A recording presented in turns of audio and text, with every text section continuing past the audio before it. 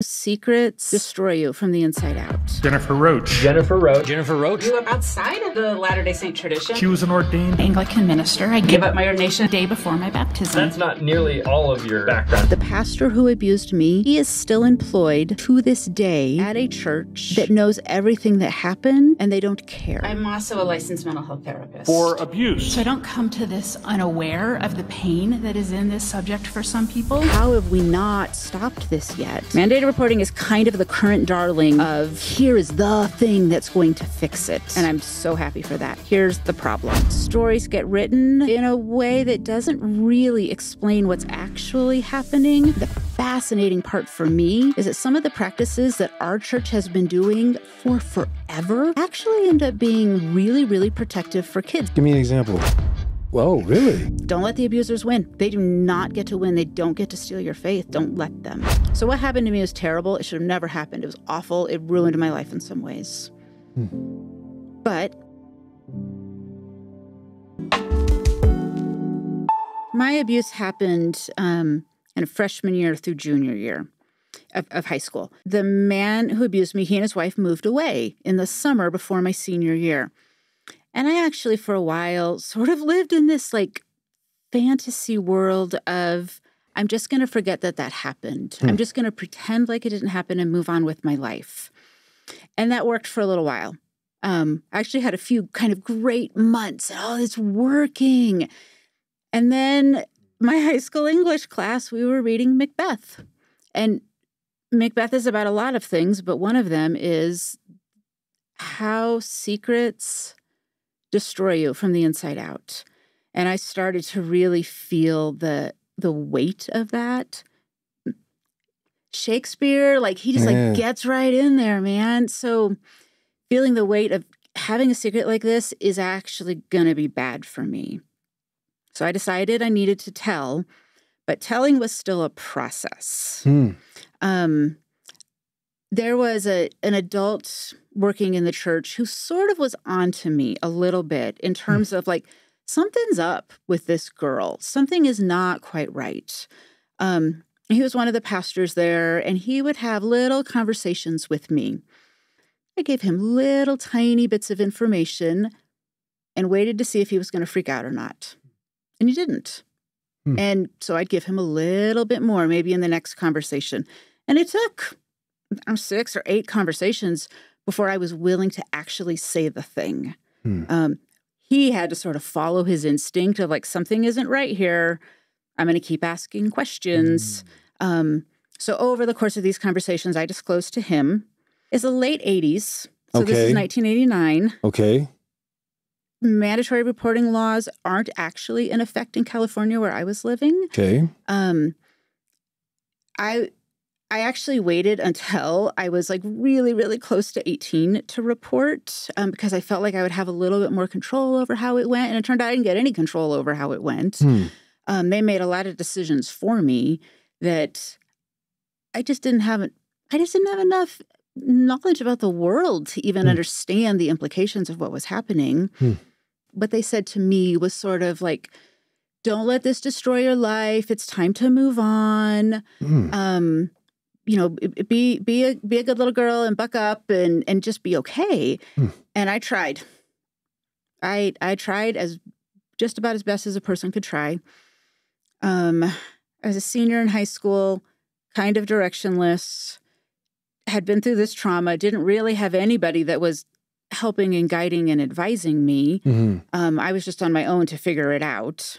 Eventually, I started reading books, started going to some classes to learn some things about what had happened, even put language on it.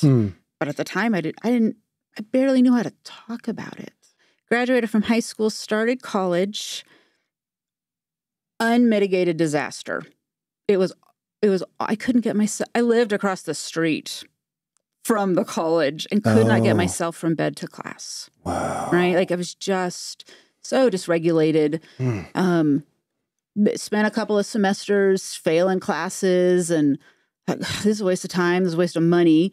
People at the church, some of my leaders at the church actually said like, well, God, maybe you're just not smart enough for college. What? Like, it's not for everybody. Why don't you become a dental hygienist? Like, stuff like that. And in their minds, they were being helpful. Like maybe this wasn't your thing. Yeah. What I Not even remembering what happened. Yes. No thought of like, maybe this girl is struggling because of what she's been through. Did you make the connection? I thought I was inept for not being able to get to class. I thought this was my fault that I'm not handling this better. Really? Oh, yeah. Somehow everybody else had moved on. They hadn't been through what I had been through, but the conversation was over and I was expected to move on. And I was really struggling. The only thing I knew was to blame myself for that. So you kind of made the connection, but maybe not so much. Made the connection, You knew that, but yeah. I thought I was just dealing with it poorly. That is so sad. I spent most of my 20s just trying to get my feet back underneath me. I got married. We had some infertility, so I spent lots of years in my 20s trying to get pregnant, like really just tried to put my focus on that. Contacted them probably 5 or 6 times over the course of 3 decades almost. So you're still trying to grapple with this, and then you get to the point where, so where does it kind of come to the point where you're like, okay, I'm really gonna face this and get this out there? I ended up deciding to do something I never in a million years thought I would do. And I thought, well, in a million years, I never thought I would talk to someone in the media, but maybe that is what makes sense right now. So you're like, I'm going to talk to somebody. What did you do? So I went online to the newspaper of my hometown. I grew up in Modesto, California. Modesto Bee is the hometown paper. I went on and thought, I'm just going to start reading writers, to see who they have writing for them, see if there's anybody I feel like I trust. And I read for a couple hours. Really? This person and that person, and just didn't really feel connected to any one of them. And then I read a story by the reporter who ended up writing about me. First paragraph in was, this is who you need to talk to. So I sent him an email just to say, hey, I've got a story to tell about this. Do you want to hear? And to my great surprise, he said, yeah, I'd love to hear your story. No promises what's going to happen, but sure, like tell me the story. So we started talking and he started asking questions, and then a week would go by. He's trying to confirm some of the things I said, and it got more and more serious until the point of, we're really going to write a story about this. So February 25th, 2018, that story appears in the newspaper. I kind of thought that was the end of it. Like, how do you get to the point now where you are today? I mean, you're now a therapist, a trauma therapist, and you were recently, before that, you were an Anglican pastor, ordained deacon, and then. How did you? And now we're on this podcast for members of the Church of Jesus Christ of Latter-day Saints. People are thinking like, "Wait a second, girl? what is going on? How did this happen?" The main reporter that I was working with to write these stories, a number of places had stories, but the main person I was working with, his name is Garth Stapley. He's this like really, really careful, good, award-winning reporter at this paper, and I really, really trusted him. We worked on these stories, in my way of thinking now, as almost a precursor of, I needed to trust him to have some religious conversations too. Really? Because here's how it happened, was this lawsuit gets filed. The pastor of the church says, I'm going to give a sermon kind of in response to this lawsuit. Okay, wait a second. Hold up. The sermon was actually in response to the lawsuit. Yeah, that it was, you want to hear what we have to say about it? Yeah, We're going to talk about it in this sermon. I watched it online. This reporter was going to watch it online, and we were going to talk later in the week to compare details. And what the sermon was he preaches on Moses. Okay. And his whole point is basically like, hey, like Moses made mistakes. Moses murdered somebody. Moses hit the rock when he wasn't supposed to. Moses did some bad stuff, but he's still a great leader. Yeah. And it's just like today. Sometimes leaders do real bad things, but they can still be great leaders. Yeah. That was the sermon. And how's that fall for? How's that land? It's terrible. I was so mad. You're like, I took notes. I had all kinds of things that I wanted to say about this. So the reporter and I have a phone call to talk about it, and I am fired up. Blah, blah, blah. I'm so mad. And he said this. And blah, blah. Like, I don't know how long I went on for. And eventually I wear myself out on this. And he says, I didn't like it either, but I have different reasons. I'm like, really? Like, tell me, why didn't you like it? I thought I had covered all of the reasons to not like it. And he says, well, I have scriptures about Moses that you don't have. Like, what in the world are you talking about? No, you don't. He says, yeah, I do. I knew he was a member of the church. I had no idea Church of Jesus Christ of Latter-day Saints had additional scriptures about Moses. I honestly didn't know anything about the Book of Mormon then either, so it's not like I was super educated in the first place. But he said this to me, and I was very, very curious. And so I'm like, you have to tell me what you're talking about. And he's at work, newsroom style. Yeah. All the low dividers, all the desks are together, all the reporters are sitting together. And he's like, I'm at work. I'm not going to talk about scripture with you while I'm at work. Okay, I'll be reasonable. Like, all right, that's fine. So we finish our phone call. I think I texted him immediately to be like, curious. Secret message that your coworkers now don't have to hear. Like, what are you talking about? So he sent me a link to the church's website to the Book of Moses. And the Pearl of Great Price. And the Pearl of Great Price, which is actually the first restoration scriptures that I read. Most people don't start there, but that's where I started. What's the creation? Is there, Yeah. Wow. What was the addition? What was the addition? That he's like, there's some other things that I have. Or is he just, he's just being a good missionary? Yeah. So the Book of Moses fills in details that we don't have written about Moses in the Old Testament. Yeah. Fills in some of the details of how God is dealing with him. I know this now. I didn't know it then, but there's all kinds of temple themes in the Book of Moses. Yeah. The Old Testament doesn't have any of that stuff in it. So I read it. I didn't actually really understand what I was reading. I just knew I was intrigued. Interesting. So I kept reading all the way through Pearl of Great Price. And by the time I was done, I was interested enough that I said, I think I should read the Book of Mormon, which I texted to the reporter, and he's super low-key. Yeah, I guess that would be a great idea. So you're a pastor reading Pearl of Great Price. You see this sermon that's almost in response to this article that was written about you, right? Yeah. And coming out with all these different allegations, right? And you're upset about it. You meet this guy who's a member of the church. He shares Moses with you. Yeah. Then you read it, and you're intrigued. Yeah. As a pastor. So I have always been a very religiously weird. I was a religiously weird kid. I've been a religiously obsessed adult. So my interest in reading that at first, to be completely honest, was just curiosity. Okay. What do these people think they know about Moses that I don't know, right? It was almost that. Like, what are you talking about? Huh. Once I started reading the Book of Mormon, my feelings really started to change into, oh my goodness, this might be scripture. I'm not ready to say that yet. Initially, I was calling it fan fiction. It's okay. I got to the point where I thought, this might be scripture. What were you reading? I was probably in Second Nephi by then. I'd read the Bible a lot in my life. I love the Bible. I know exactly what it feels like to read scripture and have scripture speak to me. I've been doing that since I was little. I got in trouble as a child for taking a flashlight underneath my covers at bedtime to read the Old Testament. Okay. So I've been at this for a while, and here I am reading the Book of Moses or the Book of Mormon and having a spiritual experience with it, which is not what I expected. So I kept reading.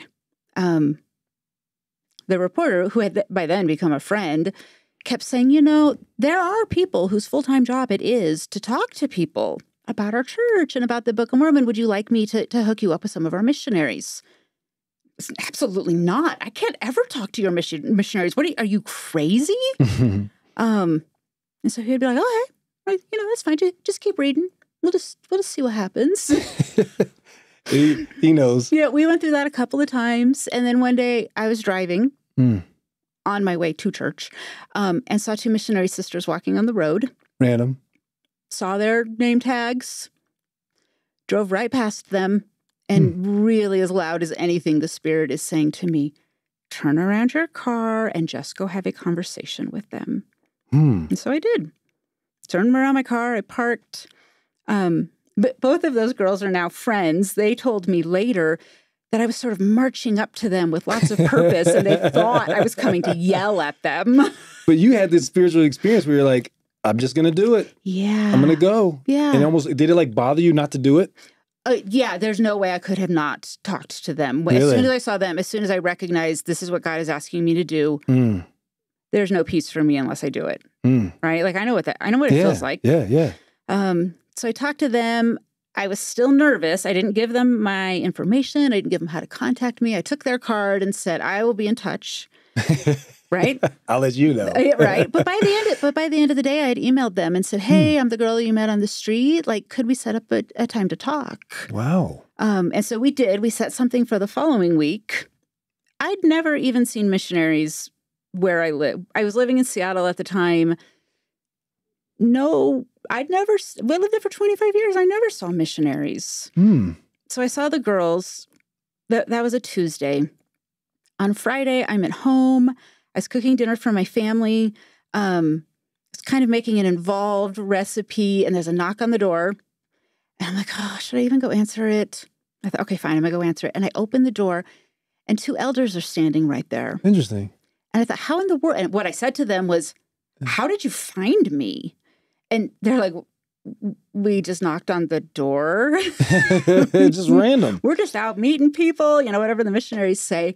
And I'm like, I didn't tell those girls where I live. And by this point, they think I'm a crazy person. Yeah. They're like, what girl? Yeah. You're like, I told them. Right? Yeah. So I go and grab the card that they had given me, and their names are on it. Sister so-and-so and sister so-and-so. It turns out I lived on the border of two mission districts. The girls were in one or two. Yeah, like their whatever. Zones or Yes. Yeah. They're not even the same mission. They have different mission presidents. Really? Right? So the girls are on one side, and these elders that are actually assigned to the ward I would be attending are on the other. So they'd never heard of these girls. And I was like, what's going on? How did they find me? This is some kind of trick. But I told them, hey, I'm halfway through the Book of Mormon. I have a meeting set up already to meet with these girls. We're going to start talking about it. And they became very interested.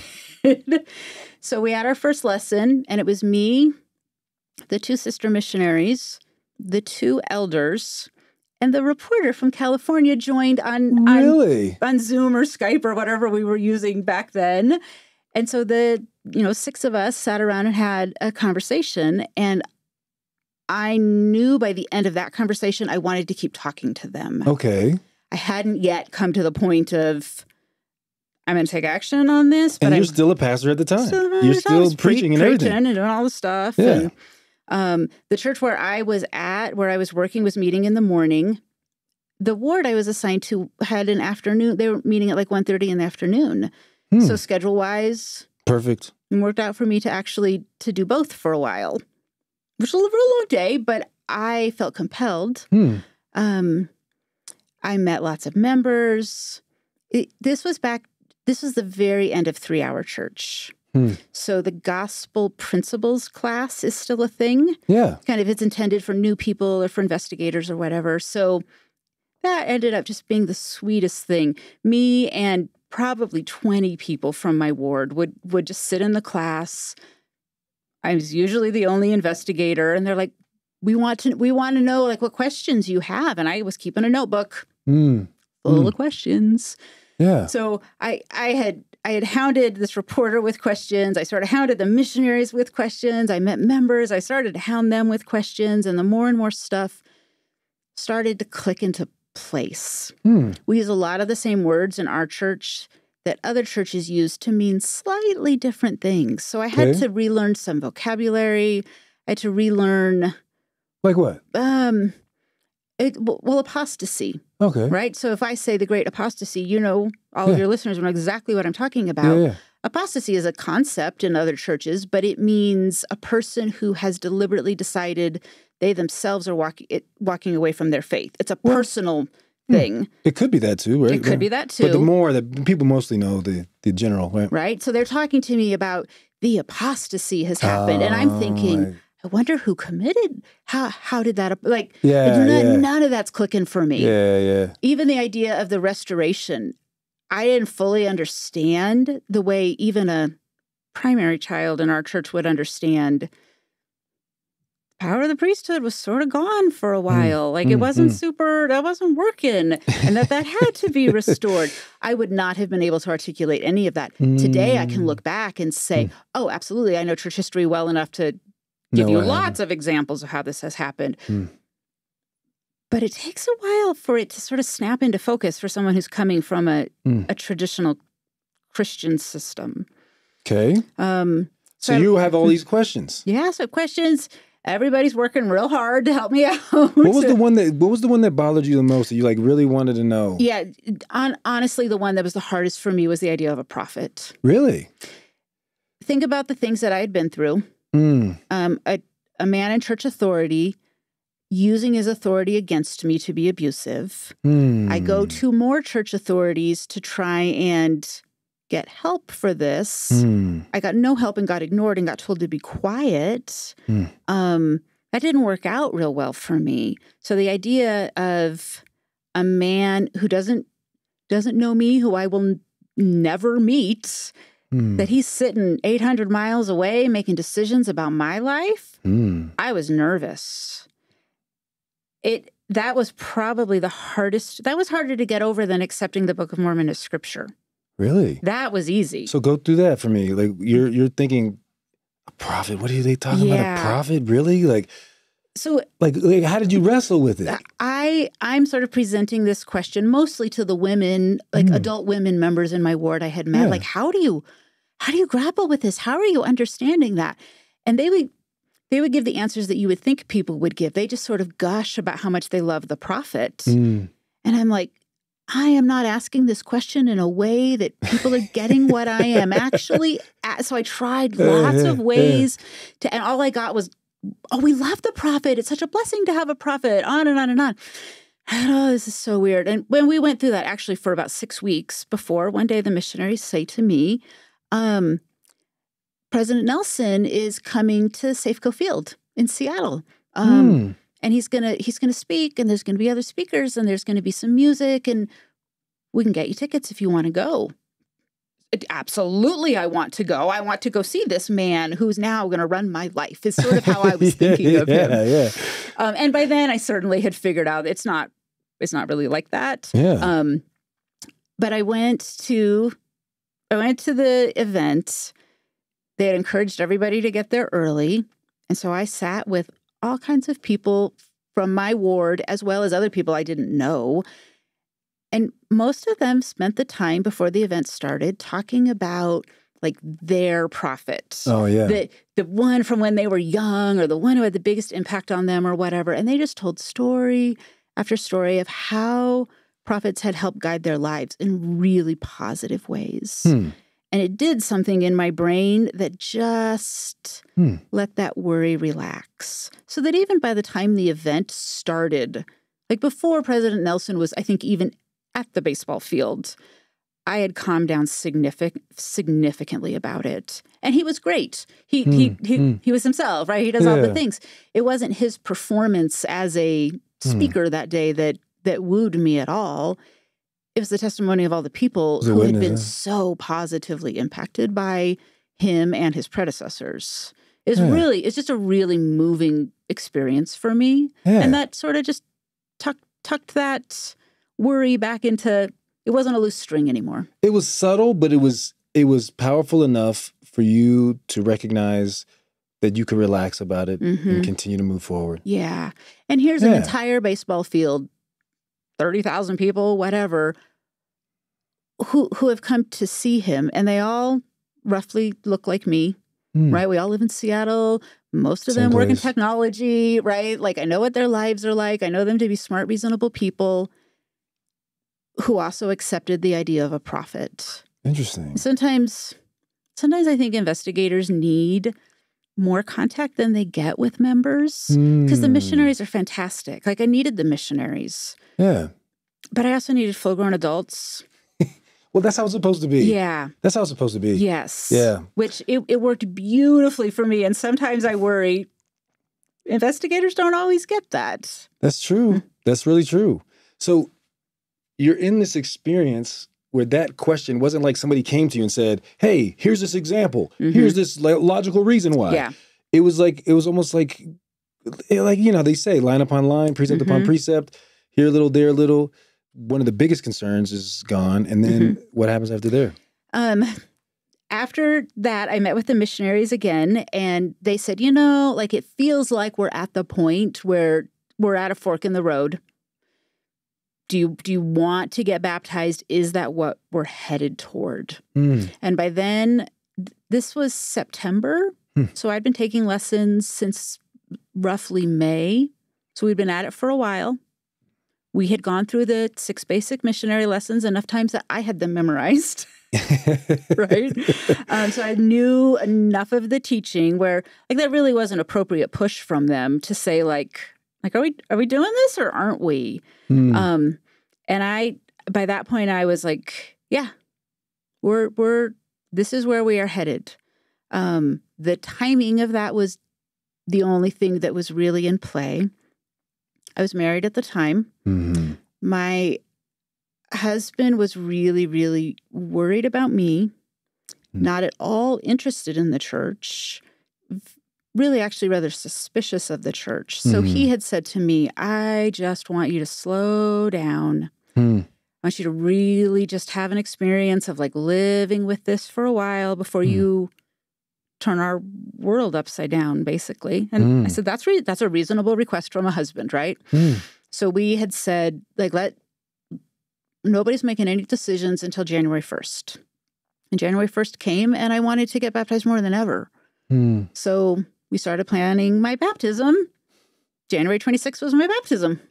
And so you get baptized, but you're still a pastor. What is it? What, like, so, like, yeah. You're a pastor. Like, how do you, what is that? What's that? So you're like, I want to do this. I'm going to go forward. And you're an ordained, at the time, deacon in this. Yeah. From the vast majority of people in a traditional Protestant church, they're just attending. There would literally be no process for them to have to go through in order to exit. They want to exit, they get to exit. Like, there's nothing that, right? They get to go do whatever they want. Ordination is taken really seriously in the Anglican Church. You have to work very hard to get that. And you're accepting a different level of accountability for things. So I went through a process with the bishops and leaders who had been leading me of saying, this is what's happening with me. I intend on getting baptized. What do we need to do so that I'm free to go do that? Like, it's almost a, like, can you let me out of this agreement that we made together about ordination? I want to be released from this. And they were incredibly kind. They were very thoughtful. They wanted me to make sure it was a very carefully thought out decision. They were as kind and tender as a person could be in that scenario. And I was willing to listen to them, willing to think through things. And by the end, I still wanted to get baptized. Well, so you get baptized. And what would you say, how would you describe that for yourself of what the trade-off was for you? Well, how I have said it a lot of times is, like, my only regret is I didn't do this earlier. Yeah. And that's true. And it's also true that I lost a lot of friends. I lost the respect of people that I respected. I mean, they think I've joined a cult. They think I'm crazy. They think I've been robbed of my logic in some way. It's a really confusing event for the people who also care about sexual abuse that happens in churches, they're like, you're running towards a church, not away from one. Like, and you're running towards a church that has a lot of demands on members. This isn't a come 3 times a year and call it good church, right? Yeah. So that was difficult. Eventually, when I got baptized, my husband, bless his heart, he said, I don't agree with this. I don't like this. I'm certainly not doing it, but I love you. I support you. We're going to figure out how to make this work. And it got harder and harder and harder and harder for him. And I have a lot of compassion for that. If the roles were flopped, I would be in the same position. But it got so hard to the point where he wanted to get divorced. Really? And so I lost my marriage. Oh my goodness. Over it. This is still a better church than where I had been. It's still a better system for salvation. It's still a better way to know what God wants.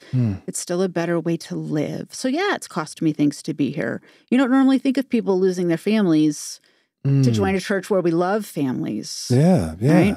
And I wouldn't have done it different. Knowing what I know now, I still would have got baptized. Really? Yeah. Really? That's really interesting and very powerful. It's been hard. I can imagine. Yeah, it's been rough. That's not how I thought my marriage was going to go. It's interesting that you said it this way. You would think you would run farther away from that type of situation. Yeah. And now you're running towards it. If you open up the news, you would almost think that the contrary would be the truth about, all these, there's different allegations that people have when it comes to any churches in general. And when it comes to abuse, how do you reconcile that? Yeah. So let me give you an example that kind of summarizes a lot of it. The man who abused me, the pastor who abused me, he is still employed to this day at a church that knows everything that happened and they don't care. In our church, Latter-day Saints, I don't want to say, oh, we've done everything perfectly forever, because that's demonstrably not true. However, you get kicked out if you're an abuser. It takes serious, it takes first presidency approval for you to be let back in, and it doesn't usually happen, right? Once I put that together, my mind started spinning of something is happening differently here in how the subject of abuse is being managed in any way at all. I found out a friend, a relative of hers, had been an abuser, and he admitted to it. There was a disciplinary council within 2 weeks, and he was out. That's right. It's pretty quick. Yeah. So now you're a member of the Church of Jesus Christ of Latter-day Saints. You're now a practicing therapist, specializing in mental health when it comes to trauma specifically. And recently you've done a lot of research in this area. Yeah. And I'm sure, now that I know even more about it, it makes a lot of sense why you've studied a lot of these things. There's probably like 6 frequently asked questions when it comes to abuse. So how did that come to be that you were like, I'm going to do this research? Where did that start? So where my interest actually started was the question of, should a bishop have a private interview with a teenager where the teenager is being asked about chastity? Do you keep the law of chastity? There's people who've been upset about that in recent years. There's people who say a middle-aged man and a teenager should never be alone in a room together talking about the intimate details of this teenager. Like, this is entirely inappropriate in itself. And I thought, I see what they're saying there. And yet somehow, when I was a teenager, if I would have had literally anyone pull me into an office and say, like, hey, like, let's talk about how things are going with you, even if it would have been a limited recommend interview of, do you keep the law of chastity? I would have fumbled on my words enough for that person to be like, well, what is going on? Yeah. Being abused is not the same thing as breaking the law of chastity. Like, don't mishear that. Yeah. I know what you... It would have been an opening door. And so that was my first introduction into this idea of there are some practices in our church that are really actually helpful that might reduce the amount of abuse compared to other places that I have been. And so that's what really started my research question. Okay. It's really, really hard to measure how much abuse happens in what churches. Yeah. The Catholic situation is a little bit different because a lot of those records are public. They've been in the courts. That one's a little easier to figure out. In the Protestant world, it's almost impossible to get access to comparative data. Okay. The Baptist church down the street isn't publishing the number of youth that have been abused in their church. How are you ever going to find that out? So I stumbled upon an idea, and it has to do with the Boy Scouts. Okay. So as everyone listening, I'm sure knows, church was involved in Boy Scouts for forever. Depending upon the decade, it hovers around about 30% of the troops are Latter-day Saint troops. Okay. Right? We know one view on how much abuse has happened in the Boy Scouts. So there's two different sets of data. One is the current cases that are coming forward. So they have this settlement fund, and victims can be compensated from the settlement fund. The details of that are not known. They're not public. No one has access to them outside of them and their attorneys. Yeah. But there is a public set of data available. The Boy Scouts kept extensive records for 80 years on leaders who had abused boys. Really? They call them the ineligible volunteer files, but no one called them that. They called them the P files, P for perversion. Really? God bless them for keeping good files, because they did. Mm-hmm. The information that you can gather from those files is all available online. It's in a database that's owned by the LA Times. Anyone can access it. Right now, you can go see it. You can go see it. You can Google P Files, LA Times. You'll find it. There's thousands and thousands and thousands of files in there. You can click on a file. You can see, sometimes it's just a report. Here's what this kid said and nothing else. Sometimes it's extensive court records that are 300 pages long. And then there are lots and lots of things in between.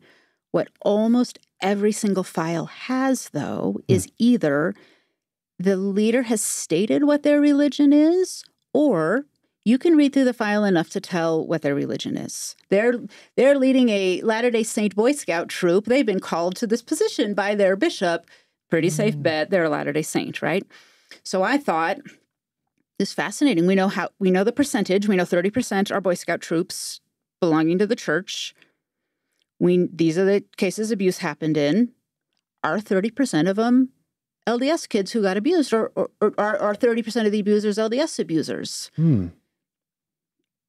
So I thought, okay, I'm gonna design myself a little research project on how to answer the question of, does more abuse happen in our church? Is it about the same, or is it less than in other places? Because if you read the media today, or almost any time someone is writing about this, it's couched in such a way that our church sounds like such a hotbed of abuse. You let your kids walk in the front door, the abuse is going to start right there, right? It is. So is this real or isn't it?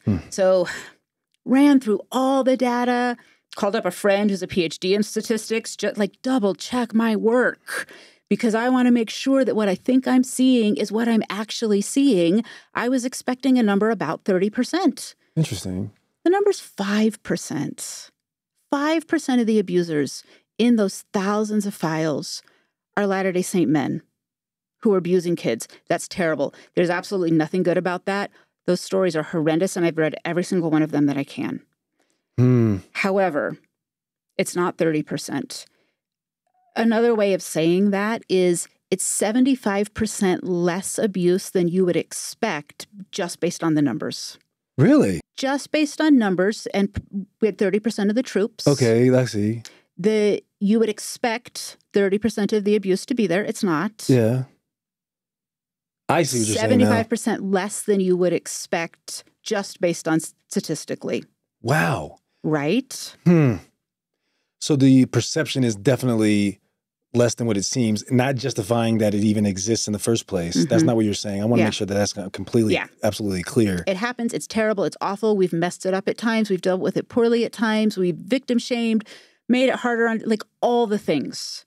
And my heart really goes out to the listener to this show or the reader of the newspaper who reads these things and says, oh my goodness, I didn't realize our church is so bad. I've loved our church, but now can I really trust our leaders? Oh, is this church really actually true? Yeah. Like, that's shaking people's faith.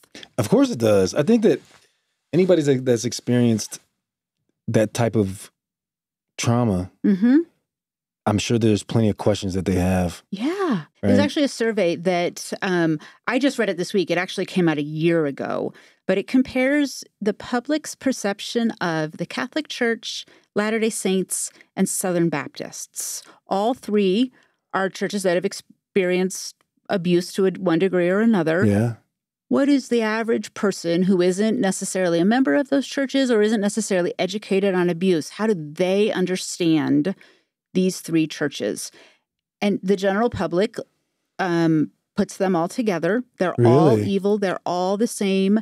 One of the questions is, do you have confidence that this church would handle claims of abuse correctly? And 69% of them say no, absolutely not. And it's understandable because stories get written in a way that doesn't really explain what's actually happening. Yeah. Sort of takes some paradigms that explain what's happening in other churches and not in ours. Yeah. I mean, but again, like you're saying, is this like, you didn't say this, but like, is this a church problem or is this this is a problem? Yes. And I think that the question that many people have is, well, how do you handle it? What are we doing to handle it? Right. And so I think that some of what I've read in your research too, like it comes up with this idea of like, okay, well, what do you do? Right? Like, how can you know that you can trust it? Right? The background checks, the mandatory reporting and things like that. Yeah. Are there any ones that you want to particularly want to go into? You know, there's a lot of history here where really starting in the 70s, nobody was talking about abuse all that much in the 60s. Back then it was a stranger's going to abduct a child and pull him into the bushes, right? Yeah. And by the 70s, we're starting to recognize it's usually somebody the kid knows. And by the 80s, we're starting to recognize, like, there's other patterns that can be observed, and maybe we can start to do some things to help. So since, like, late 70s, early 80s, there has always been kind of a savior idea among abuse advocates. If we could just get this, we would solve abuse. And you know what? I have that impulse too. And I think every single person who cares about kids, that's the only question. What do we do? Yeah, that's really the big question. No one wants this to happen. How have we not stopped this yet? And it goes in trends of different policies that are supposed to be the thing that's going to stop abuse.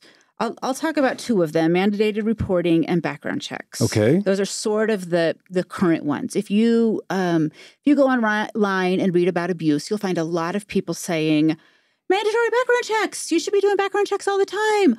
It's so simple. Why wouldn't you do this?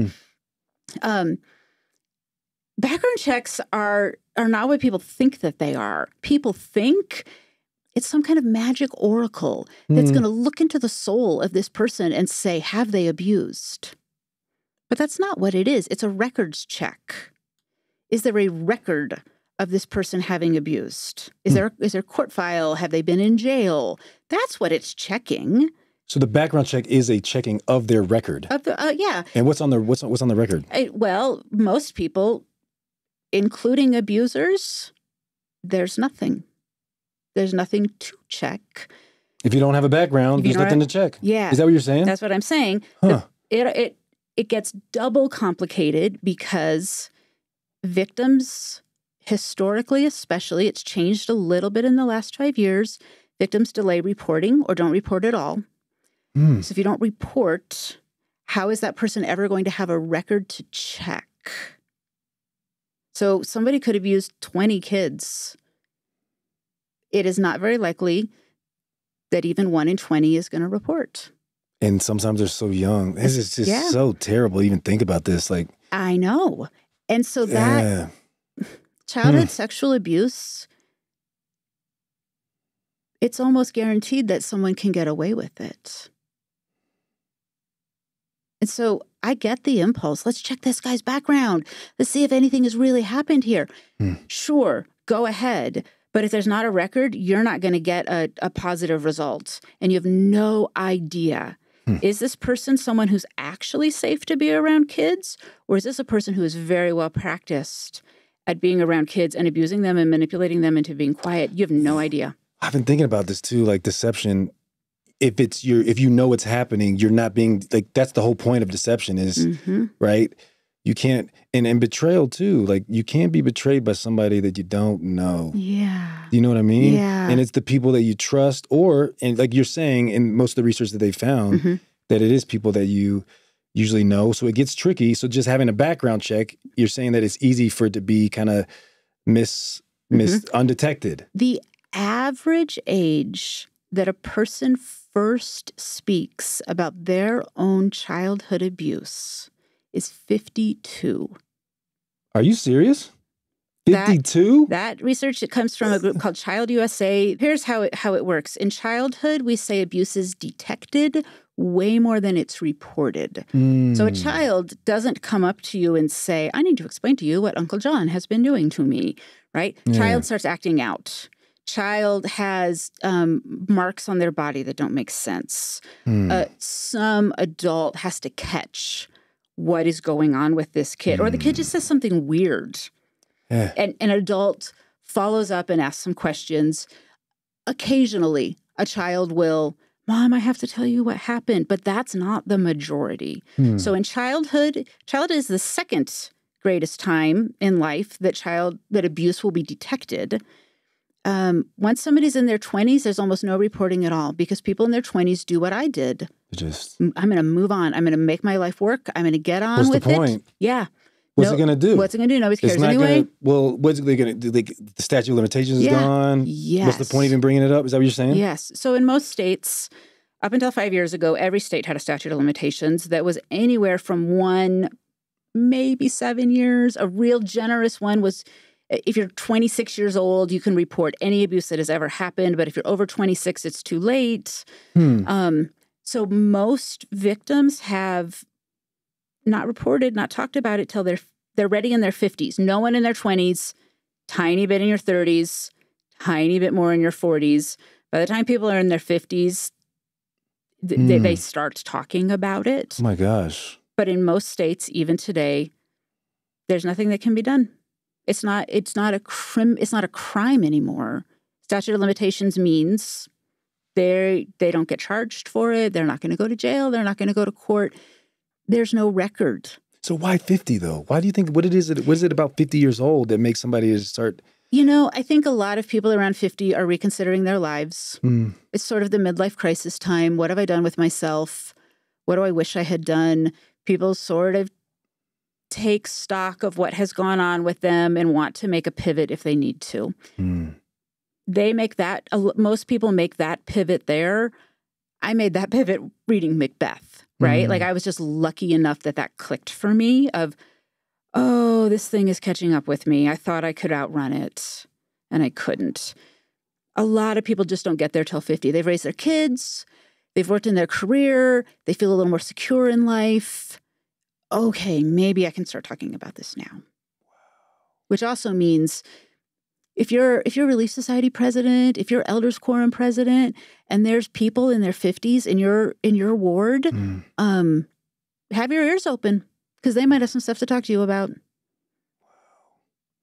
That's so interesting to me. It's like, what did you say? You said they think they can outrun it. Yeah. I thought I could outrun it. Oh. Just pretend it didn't happen. Just move on. But it's decay like a tooth. Like you can pretend you don't have a decayed tooth, but if the whole center of your tooth is eaten out, that tooth is crushing, man. It's just a matter of time. And so right around that time, it's like, might as well, when it comes to background checks, it almost sounds like, well, then I guess, then what are we going to do? Background checks don't work, right? Yeah. So here's the complication with background checks. Occasionally, they catch somebody. We've all heard of it, right? Occasionally they catch someone and he is unallowed to work with children. And that sticks in people's minds as, see, they work. Okay. We might have saved even one child, and that's worth it. And there is part of me that's on board with that. I don't want a repeat offender anywhere near children, right? So very, very good on that. But now it causes a new problem. What's that? Parents, number one, don't understand what a background check is. They don't understand what is being checked and why there's nothing there to find. And they're busy. Adults need shorthand ways to understand things. And to tell a parent he passed his background check, you are essentially telling that parent he's safe to be with your kids. But he might not be. Because maybe they checked his background and there's just nothing there. There's just no record there, even though he's abused 20 kids before he got to you. So parents hear this guy's passed a background check and they automatically extend trust to that person. So if you're an abuser who no one has reported yet, you can pass a background check anywhere. And now you have a golden ticket to wave in front of every parent that says, I'm safe. This paper says so. So what do we do? Well, the other idea that people say is, we've got to do mandated reporting. If we do mandated reporting, then more issues of abuse then there will be more to check on backgrounds. That's right. Mandated reporting is kind of the current darling of, here is the thing that's going to fix it. And sometimes mandated reporting has been helpful. Yeah. And I'm so happy for that. Here's the problem. In states that have instituted mandated reporting, so when somebody's going to make a child abuse report, what they're doing is they're calling Child Protective Services. That's right. If they can call 911, but 911's going to direct them to CPS because CPS is the arm of law enforcement that deals with this. Okay. So in whatever state, they have this level normally of abuse cases to deal with, pretty steady.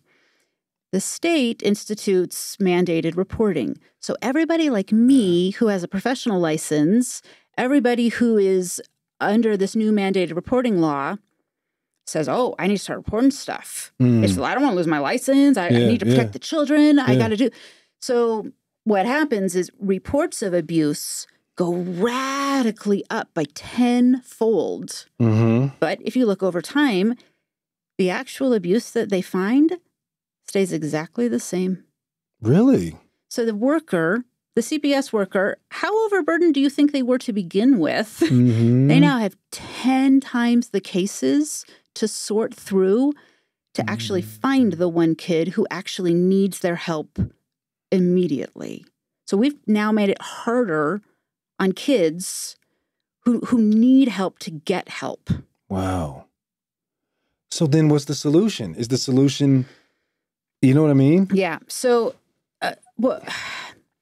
the only sensible way to think about it, if there's not a magic bullet that's going to fix this, you kind of got to think about it like Swiss cheese. Yeah. Right?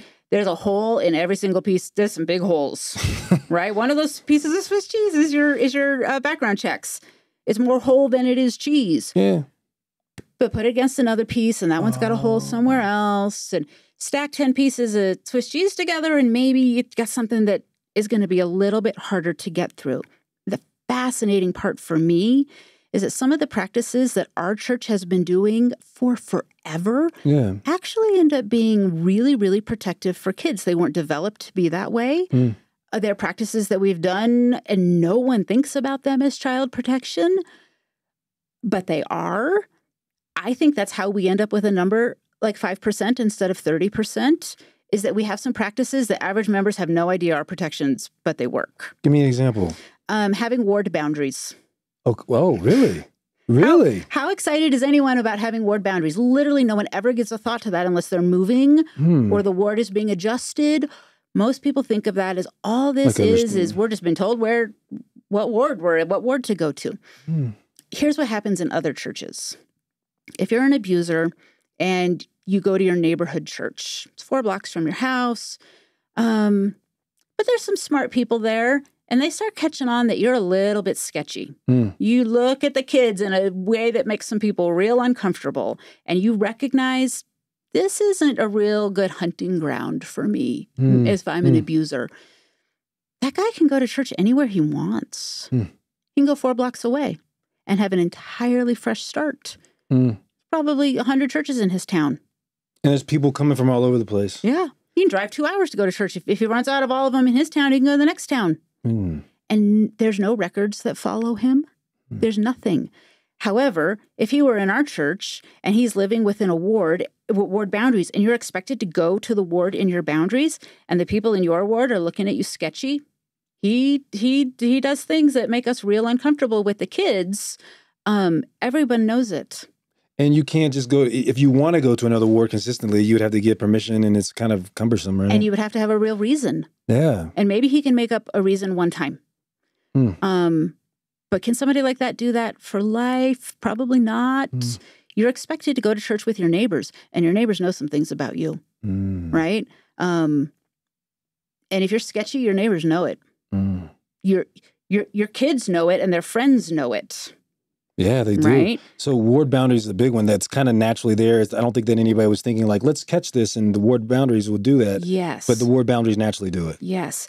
The one that naturally follows here is we have an entirely different system for people working with children than other churches do. Really? In most Protestant churches, at least, you could walk in the front door for the first time, express interest in joining the church, go through whatever process they have, express interest in helping with the kids, go through whatever trainings they have. You go through your background check. You could go through anything.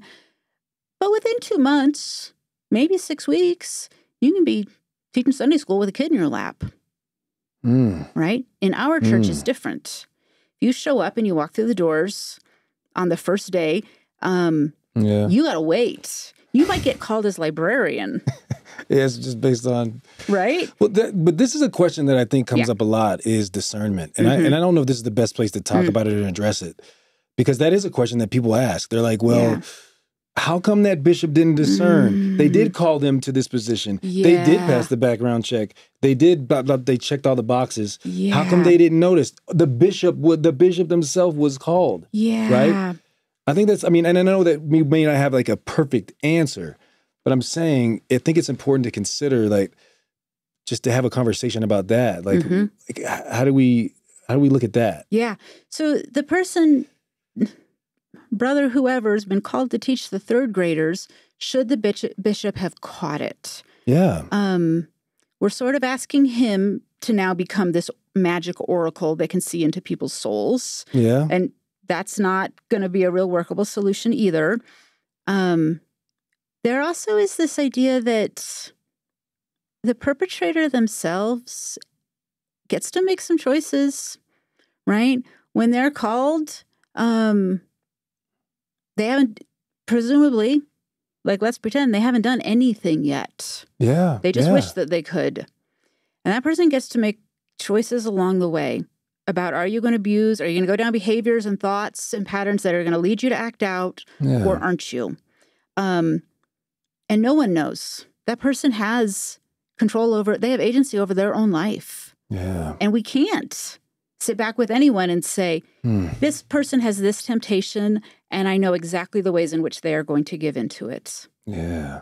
Right? Because you can't know to that. stop everything from happening. And I know that's not going to be, it's a hard question. I know. And I'm not saying that you should have the answer. I'm just saying we do have to consider the fact that people do make choices that I had somebody, they submitted, I just asked the audience, like, hey, what are some questions that you really have? And they were like, well, what do you do when somebody uses their agency to take away my agency? And I think that this fits in that realm, right? Yeah. And it's really tricky. Abuse is hideous. I'm not at all saying they should have the agency to be allowed to abuse. No, they're not saying that. I am saying they get to make choices, and they could have chosen to not do that. I'm a therapist. I've had clients who come into my office and sit down and say, I'm having these thoughts about some child, and I need help before I act out. Yeah. Right? There are people that do that. Wow. There are people that put themselves in situations away from children because they're trying to do the right thing, right? I'm not saying that's all abusers. It's frankly, it's not. You can't see into someone's soul and know if that's their temptation. You can't know what they're going to do with that temptation. To ask the bishop to discern that perfectly is nonsensical. It's very cynical, actually, I think, to be able to say, well, if this is Jesus Christ's church, he should have revealed that to that bishop. Like, that's not how agency works at all. Yeah. Well, so people get into these positions. They can have a place where it's divided. You know, the different. The award basically is kind of like his own, right? They can't just skip around and without people knowing it. Yeah, they are in these callings. They can't just walk up and just ask for a calling. Is there anything else that you've noticed in your research? Another factor that we have, and this one really only applies to girls, but girls are actually abused more than boys are. So it applies where it applies. In a lot of churches, the teenage girls are overseen by grown men. They're the pastors over them. There likely are women around who are helping. The women are probably not given any kind of authority over what happens with these girls. The men are in charge. In our church, yes, a girl might be taught in Sunday school by a man. She might have a male seminary teacher or something like that. But she also has a young woman's presidency that is charged with her spiritual care, of paying attention to what's going on with her in a way that gives them a place in her life that allows for some of this stuff. If a young woman's president found out some girl in her care is being hurt or is in danger in some way, I think 99% of the time she knows exactly what to do. Whereas sometimes when it's in other churches, the people that you report to have reasons why they don't want to take it seriously, or they have reasons why, oh, you misunderstood, and they sort of defend the other men, maybe. But to have a woman's perspective in there and be like, I see what I see, and it's a problem. Like, I think every young woman's president in existence would fight on that, right? So that's a protection. It doesn't work with boys. When boys are abused, they're generally not abused by women. They're abused by men. There are women abusers. It's very rare. There's not very many of them. The majority of abuse is men abusing teenage girls. Yeah. And even if it is women that are in charge, there's a possibility. There is. There still is. They still need to have two leaders, and you know, there's those things that are engaged too. Yeah. So another one, kind of going off of that, is in our church, if you pay attention on a Sunday, you hear what everyone's calling is. Yeah. If so-and-so is called to work with the Sunbeams, that we sustain them in church. Now, no one thinks of that as a child protective practice, but here's how it actually works. In other churches, you sign up to help with the third graders. You just do it. Literally no one knows. That's not announced anywhere. That's not sustained anywhere. In fact, unless you're a parent who's got a kid in that class, you wouldn't know. And even then, you might not know. So the fact that, yes, we sustain people in church. Now, I get that it would be very, very difficult if someone is up for a sustaining of working with children, and you are sitting there and have some information about them of like, wait a minute, I know some stuff about this guy, and he should not be with these kids. Maybe it's a little hard to raise your hand in an objection in the middle of your ward, but that person would know how to find their bishop and go have that conversation. Yeah, and I think it's a good reminder for all of us. It's like it's the social aspect that I think makes this tricky. It's the social.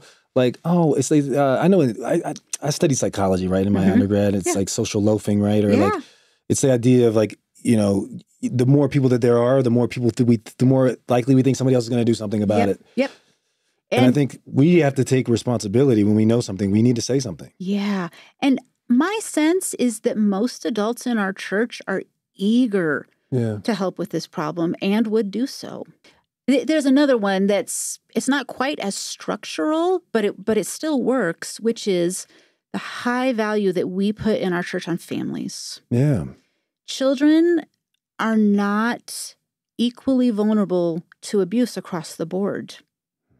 Children who are in a family with their biological mom and dad have the least likely chance of being abused, not only by the people in their home, but by other people. There's a protective factor there.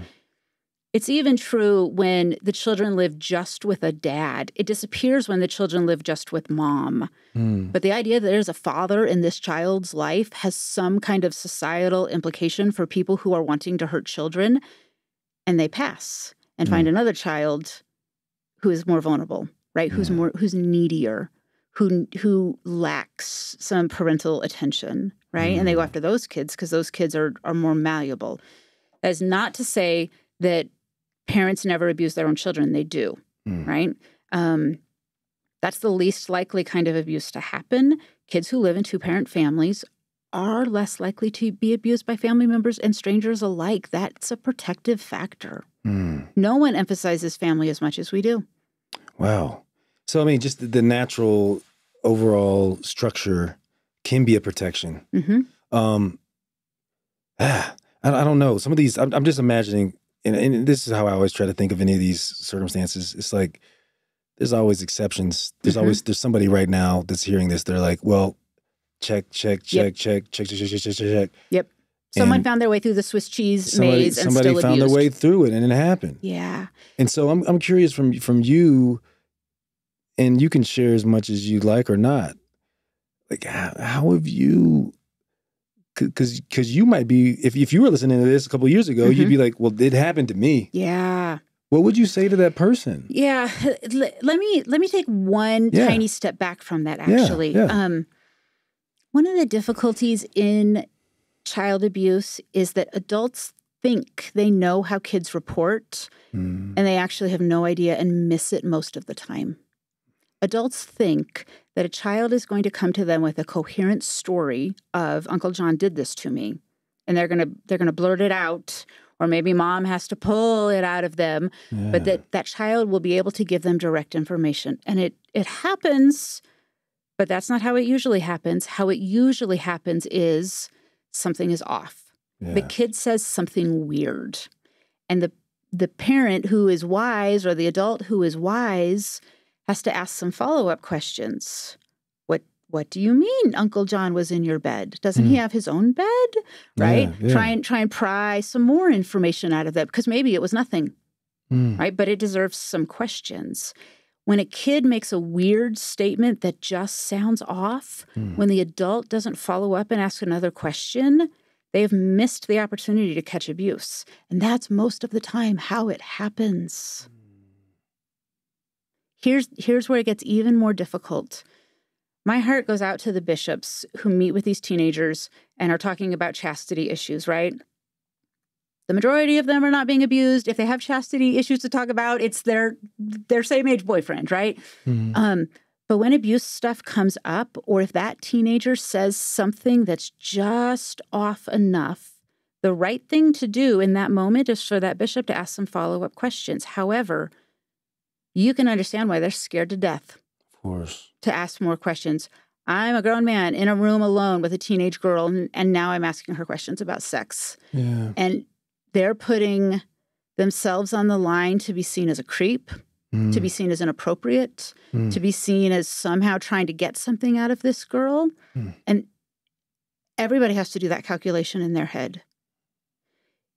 Getting kids to talk about childhood sexual abuse is risky for the adult sometimes, because you might lead a kid down a path of questions, and the end of the path, it was nothing. There was nothing there. But now you could be just accused of being the weirdo who asks weird sex questions, right? So there is a sense in which an adult has to, they kind of have to put some skin in the game. Like, okay, this kid might be in danger, and I am going to put myself in harm's way to try to help them. Because adults want it to be really easy and direct. They want the children to send them a memo outlining everything with it. It's not going to happen. They don't know how to do it. Yeah, you're going to have to pull stuff out of them, and that's a risk. And so people miss disclosure opportunities because they want to protect themselves. I mean, I hate to say it that way, but adults are worried about the implications for them, sometimes more than we're worried about the implications for children. Wow. Dang. And I think that that's really a good, that's something that we can actually do differently. Mm-hmm. And what you're saying now is it's more of skin in the game to me is like a vulnerability. Yeah. Like it's like before, where like somebody thinks they might know something about so-and-so and they don't say anything, that we actually say something. Yeah. That if we discern something, we actually call it out. Yeah. And maybe we could be looked at it a certain way, but that's better than something happening. Yeah. Better to have that risk than let that kid go on suffering. But what most adults do, and honestly, I understand why, is they say, this problem gets solved by policy. This problem gets solved. Assumptions. Yeah. This problem is going to get solved by background checks. Not, this problem is going to get solved by me maybe following up on a real weird comment and risking that I'm going to be seen as asking a wrong question. That's how child abuse gets solved. Not worrying about how we seem to others versus just, if we're going to really prioritize kids, this is one of the very specific ways that we can. You could get judged real hard for asking questions that somebody thinks is creepy, especially if that line of questioning doesn't lead to any discovery of abuse. Yeah. Well, even in the asking of your child, right? Like, because I mean, think about it. There's families involved. There's things there's relationships that are family relationships. And you got to put that to the side. Yeah. And you have to really, I mean, what's the worst thing that'll happen? Like, so-and-so's doesn't like that you asked the question, but your kid's safe. Yeah. You know? And that is way harder than someone saying, we should have more background checks. That's a really easy answer, but it doesn't help kids. Yeah. Any other things that you think? I just want to take us to more of a resolution of, of anything else that we can do that can actually make a difference. And I know it's not just one silver bullet. Yeah. So two more thoughts. One directly on this. We talked a little earlier about how victims will often say something and take it back. Yeah. I was just kidding, right? I was just pulling your leg, like whatever. If that happens, especially older children and teenagers do that a lot. They say it and they take it back. Or they say it, I got it wrong. I misunderstood. It was really this. Don't worry. If a kid does that, you should file that away in your brain, right? Kid is not ready. The kid is telling you, I'm closing down right now. I'm not ready to talk. Yeah. But the wise adult should file that away and listen to this kid a little more carefully.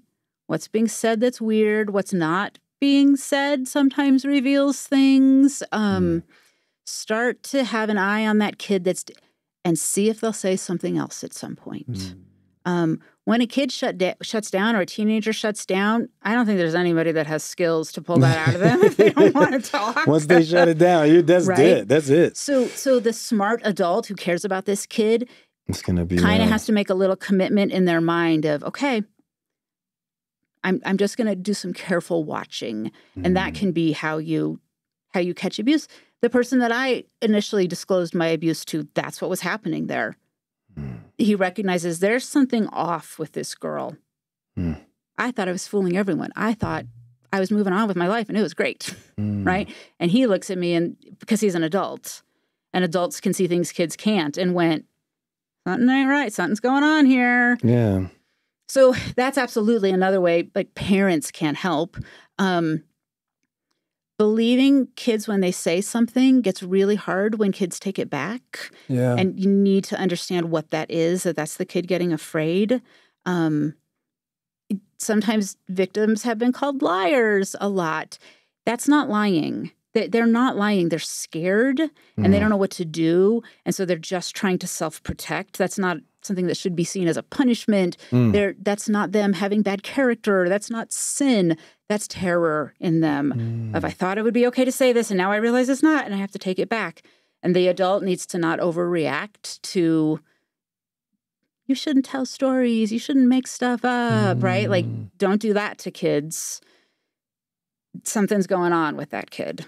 The other part I'd love to address is maybe the person who has been abused, or maybe they haven't, but they read stories like have been in the news this week about abuse in our church or abuse in other churches, and it breaks their hearts. Yeah. Because, like, we love our church, right? Yeah. And I think a fair number of those people have had to take a beat and say, wait a minute, like, is my church the bad guy? Yeah. Are we, like, do we have all these sophisticated mechanisms for hiding abuse like we're being accused of? Yeah. To let that slip into some doubting of the church, doubting of their faith, ultimately doubting of God. I mean, you can kind of see how that happens, right? That's right. And the people in our church are bright and care about issues and care about kids. So you hear this shocking news story. Of course, you're going to have some emotional reactions. Here's how I address that as a victim of sexual abuse. So what happened to me was terrible. It should have never happened. It was awful. It ruined my life in some ways. But if someone heard my story and said, that's the proof God doesn't exist, I'm giving up my faith, that would be a second and so unnecessary tragedy. This pastor who did this to me, like, I am the victim of that. You, person who reads about terrible abuse cases, don't volunteer yourself as victim because of their evil. Don't lose your faith that has been so important to you, that is meaningful to you, because some evil guy did something. He already has one victim. Yeah. Don't make it two, right? He's not going to sexually abuse you, but he could steal your faith.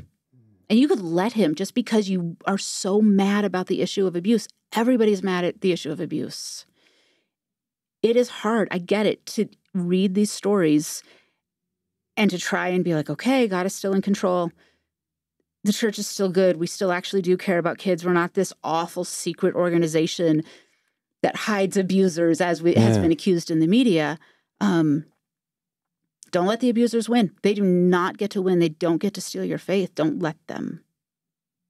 Wow. What about you, for you personally, and like, how, assuming that it's come, or assuming that it's in the process, how has redemption come for you personally? Yeah. I mean, because my experience of telling my story in public intersects so strongly with me joining the church, like, you can't tell one story without telling the other in some ways.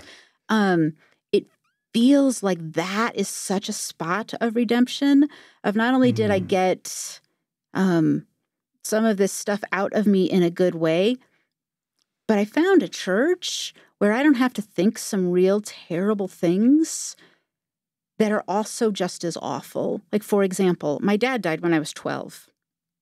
The church that I attended, like many Protestant churches, has the belief that if you did not say a certain prayer or have a certain kind of commitment to Christ, you are sent to hell for eternity, where you will suffer conscious torment forever, and there's nothing that can ever happen to change that.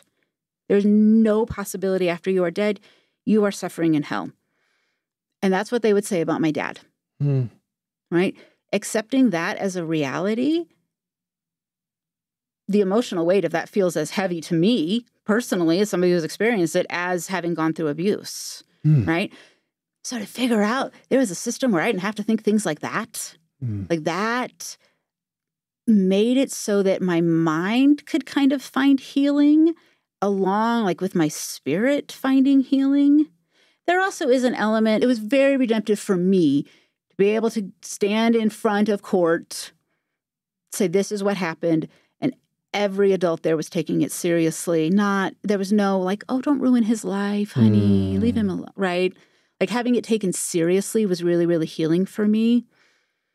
Adults listening, if you know a person in your life who's either an adult or a child who's they've already confessed their abuse, it's already been dealt with, supporting them in a way that takes their story seriously, that's one of the most healing things that there is. Wow. What do you believe now about God that's changed? Oh, goodness. That's changed your perspective. In the churches I was in, and in a lot of the Protestant world, God's kind of mean. He sends people who were born in times and places that they had no opportunity to ever hear about him. Literally zero opportunity. He sends them to be tortured in hell for all of eternity. in the churches I was in, you are a child of God, but not really. Satan is really actually your father, and God will kindly adopt you into his family, but you're evil and wretched from birth. So there's a lot of changes in our church compared to my previous churches about the character of God, the trustworthiness of God. Can you trust a God who sends people to hell for no reason? That's hard to trust, right? And then you experience abuse in a church. Like, I was hanging on, but not always great. Sort of reconceptualize the character of God, that has been incredibly healing for me. Tell me about what you believe about him, his character. I am his child, his literal child. I have spent most of my life without a father. And my dad died way too young. I only knew him as a kid. I was more vulnerable to abuse because of that. My abuse didn't happen until after he died. I spent most of my life feeling like just the little fatherless girl, right? Out of luck. Yeah, God's my father, but only sort of, right? He actually thinks I'm evil and wicked. He's just real kind and lets me in, sort of. So to feel like I actually have a heavenly father and a bonus, a heavenly mother that no one else talks about either. I have parents in heaven who care about me, who know me, who are aware of my situation. That's a phrase Latter-day Saints say, like, he is aware of you. No one else uses that phrase, really, at least not that I know of. And the first time someone said that to me, it was like a lightning bolt of truth of like, oh, like he actually is aware of me. And you just don't get that in the same way other places. Well, we've gone over a lot of things. Your story is really, really powerful. Thank you. I'm so thankful that you're able to be willing to come and share. Yeah, thank you for having me. It's not an easy thing to talk about. And again, we know that this is a very sensitive topic. But the biggest thing is don't take our word for it. Yep. Find out for yourself. Yep. Till next time.